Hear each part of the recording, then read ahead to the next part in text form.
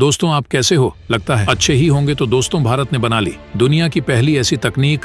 अब Bharat 5th generation और 6th generation के फाइटर जेट को बनाएगा नहीं, सीधा छापे। अब चुटकियों में एडवांस से एडवांस हथियार बनकर हो जाएंगे तैयार। भारत बना ऐसा करने वाला दुनिया का पहला देश, जो अमेरिका भी नहीं कर सका। भारत के इस कदम से चौंक गई पूरी दुनिया। दोस्तों, जिस फाइटर जेट को बनाने में भारत को काफी समय लग जाता था, जिसकी वजह से दूसरे देशों से फाइटर जेट को इंपोर्ट करना पड़ता था, लेकिन अब भारत दुनिया के एडवांस से एडवांस फाइटर जेट को चुटकियों में छाप देगा। जी हां दोस्तों, आप सही सुन रहे हैं। भारत अब फाइटर जेट को बनाने में अपना समय बर्बाद नहीं करेगा, अब सीधा फाइटर जेट को छाप देगा। अब भारत को जिस भी हथियार की जरूरत होगी, उसे चुटकियों में छाप के तुरंत इस्तेमाल करने लायक बना लेगा। और दोस्तों आपको बता दें, भारत के इस कदम से चीन, अमेरिका और रूस हर जगह भूचाल आ गया है। पूरी दुनिया हैरान है कि जो कोई नहीं कर सका, उसे भारत यह कैसे कर दिखाया। तो दोस्तों, पूरी खबर क्या है जानेंगे इस वीडियो में। साथ ही साथ एक दूसरी खबर भी है जो भारत के पड़ोसी देश बांग्लादेश और भारत के संबंधों से जुड़ी हुई है। तो दोस्तों, दोनों खबर आपको इस वीडियो में बताएंगे। दोनों खबर काफी इंपॉर्टेंट है, सभी को जानना बेहद जरूरी है। लेकिन उससे पहले भारत के इस कामयाबी के लिए इस वीडियो पर एक लाइक तो बनता है। फटाफट वीडियो को लाइक कर दीजिए। दरअसल दोस्तों, भारत दुनिया का पहला देश बनने जा रहा है जो 3D प्रिंटिंग की तकनीक का यूज करके अपने नेक्स्ट जनरेशन के एयरक्राफ्ट को तैयार करेगा।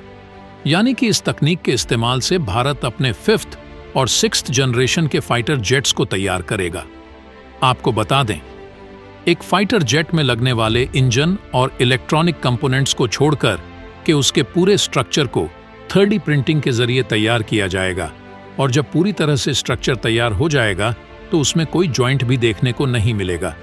कम समय और साथ ही कम लागत में इस तकनीक का इस्तेमाल करके भारत अपने फाइटर जेट को तैयार कर लेगा। दोस्तों, आपको बता दें कि अभी तक भारत 3D प्रिंटिंग की तकनीक का इस्तेमाल घर बिल्डिंग इंजन और रॉकेट बनाने में कर चुका है, जिसमें भारत को सफलता भी मिली है। लेकिन अब फाइटर जेट भी इस तकनीक के माध्यम से बनाए जाएंगे। बता दें कि भारत दुनिया में ऐसा पहला देश बनने जा रहा है जो हर कोई बनने की कोशिश कर रहा है लेकिन नहीं बन सके। लेकिन भारत ने करके दिखा दिया है। जी हां, लेकिन इस पर भारत को ध्यान देकर चलना होगा, तभी भारत इस तकनीक को और भी ऊपर ले जा सकता है।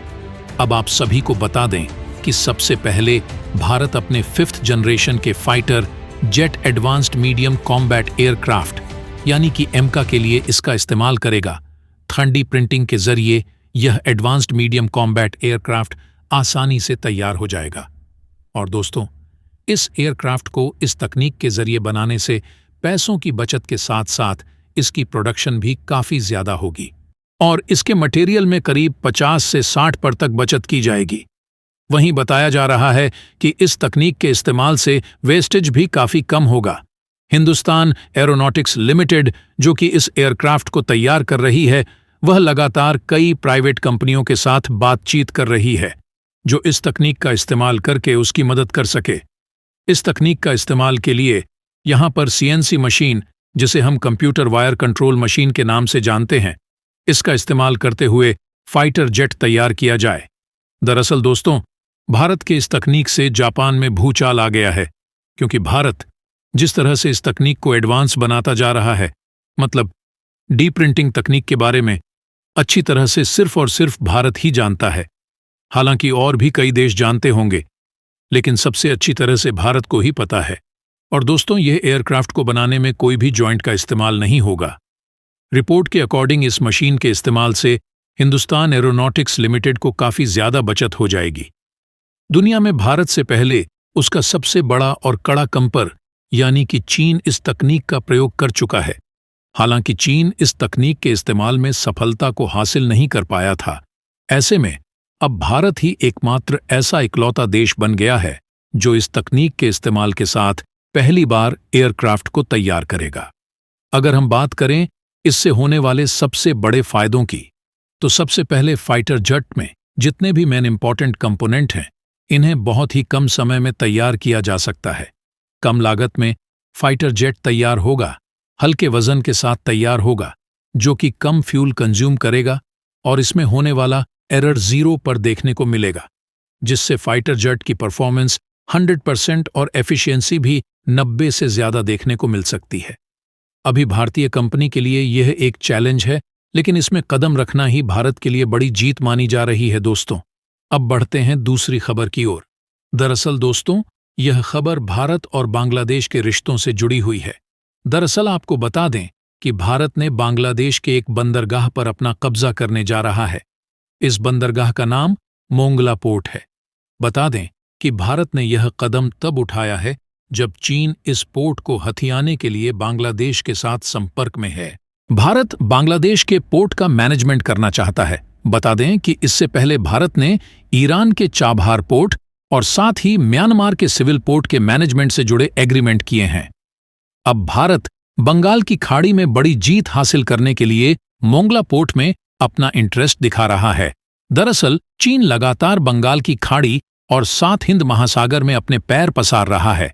ऐसे में चीन को दूर रखने के लिए यह बंदरगाह भारत के लिए काफी अहम बन जाता है।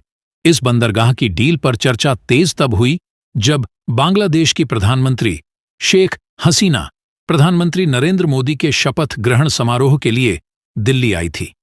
बता दें कि उस दौरान भी इस पोर्ट को लेकर चर्चा हुई थी।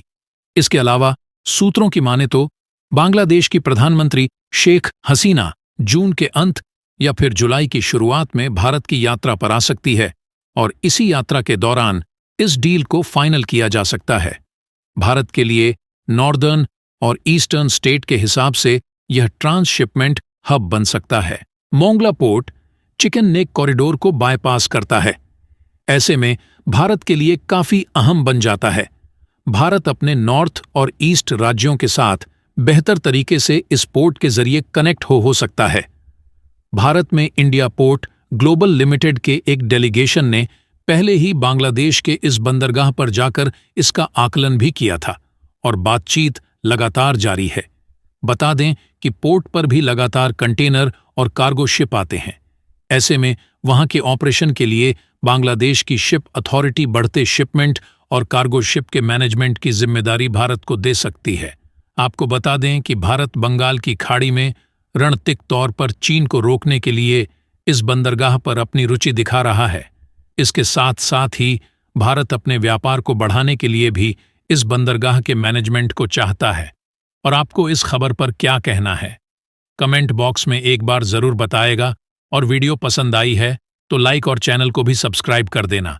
मिलते ऐसी मजेदार वीडियो के साथ, तब तक के लिए बाय।